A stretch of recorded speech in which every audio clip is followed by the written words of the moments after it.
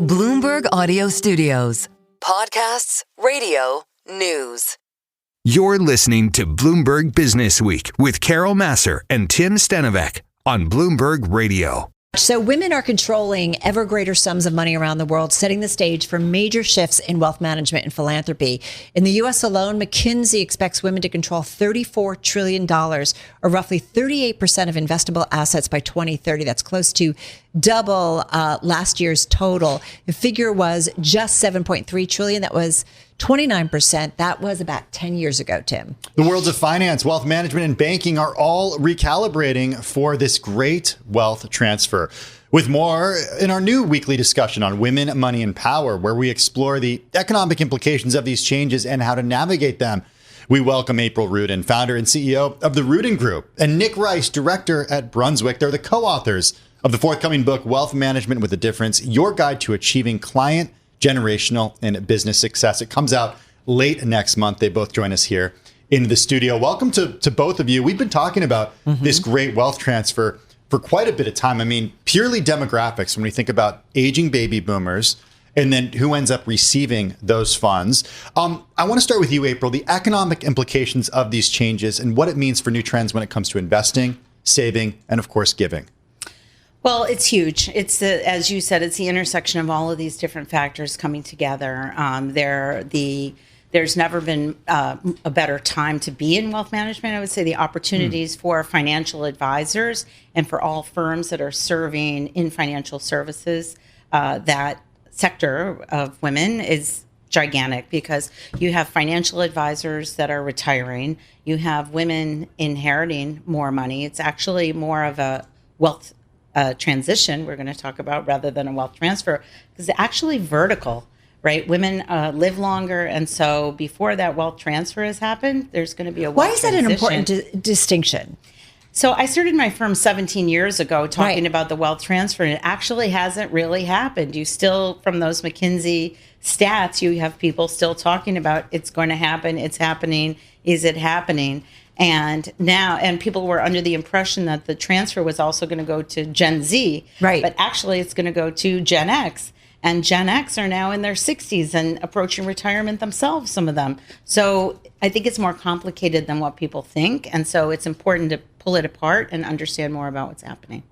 Nick, I want to bring you in. So how much do things change when it comes to the investing world and the approaches? Like, how much is going to be different? Because it's interesting that, we sometimes men versus women and the distinctions, but is it all that different? Yes, so there's going to be significant change. I think all the data shows that women are very, very passionate about using their investments and their philanthropy to fulfill specific purposes and to ensure that they have impact in a way that might not have happened in the past, or they might not have had the tools to do that always in the past. There's been a strong trend towards philanthropy among older generations, but female clients, particularly the younger generation, are more focused on measuring that impact, generating that impact, and also making money through purpose-driven activities. So where, on the impact side of things, where does that end up going? So it varies, right? So you can look at it through a sustainability framework. A lot of clients prefer to look at a sustainability framework targeting things like the environment or social causes. I thought we stopped caring about that. Well, some clients don't choose to look at it through sarcasm, a sustainability framework, right? It varies depending on the client, but a lot of clients target the same underlying causes, whether or not they use a sustainability framework. You can target healthcare as a client through your investments, through your philanthropy. You can use the sustainability framework to do that, or you can not use the sustainability framework. There are various different ways of cutting the pie. I want to bring you in on the same thing. Like, why is it so different? But we hear from Nick that, yes, it will be different. Also, to your point, I think sometimes the U.S. is very U.S.-centric, and whereas that might be true in the U.S., our book is for a global audience, and that has not died down in Europe and Asia.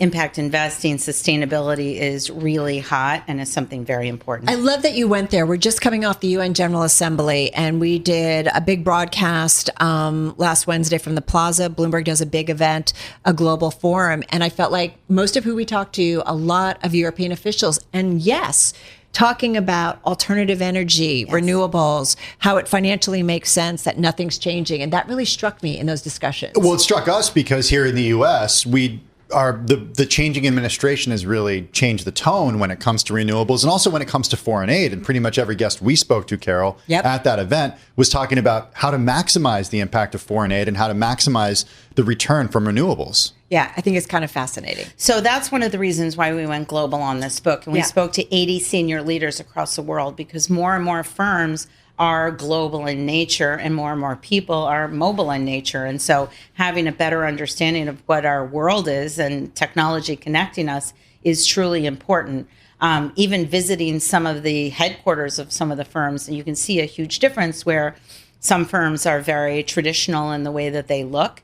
Other firms have a more sustainable approach, as Nick was saying. You see firms that have more green, more exposed brick. You know, in London, they've purchased a building and have redone it, something we don't really see here in the U.S., where we're just going to, knock the building down and build something back up again. But there's an effort to create sustainability and demonstrate it through their brand. What does this mean in terms of money flows? So we are Bloomberg, and that is something, whether it's a fund advisor, whatever, Tim and I constantly talk about where the money goes. So Nick, where does the money go potentially as we see this this wealth transition?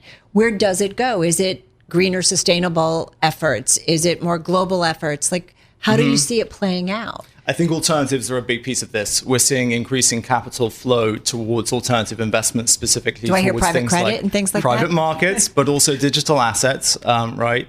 And we've seen the rise in vehicles that will enable that, right? Be those through new types of vehicles that wealth management clients can more easily access, or also increasingly through retirement plans, right? We saw the executive orders the other week. That's an important part of it. Also, international is a very important part of it. I think people thought with deglobalization that it would just make people more domestic. In reality, it makes your international footprint more complicated. And we're seeing a lot of wealth managers retool in order to account for that greater international footprint. Hey, bro, I want to finish where we started with you. And you said that there's been no greater time to be in wealth management. If you would have told me 10, 15 years ago that would be the case for 2025, I wouldn't have believed you because we saw the rise of robo-advisors, passive investing, the idea of setting it and forgetting it, which I thought millennials would be doing. Make the argument and make the case that people are paying that higher fee to get that personalized advice. So it's really the confluence of all these different things happening. It's more and more advisors retiring. It's volatile markets. As the mother of 2 Gen Z kids, I'll tell you that they're more conservative than what people think. And I think they want to have bigger brands that they rely on. So I think there's an opportunity there. I think that there is a general need for more financial literacy and amen around that because even for financial advisors. I was just going to add one more thing, which Nick and I always talk about. There's been a real shift in who is a financial advisor and how to recruit people into it. Only 15% of the workforce is women. And traditionally, finance majors have been recruited. And now, not so much. All right. Yep. We have to leave it there. I hope we can continue in the future. April Rudin, of course, of the Rudin Group, Nick Rice of Brunswick, and check out their book, Wealth Management with a Difference. And also, we have a special event in London, Women, Money, and Power. Be sure to check it out.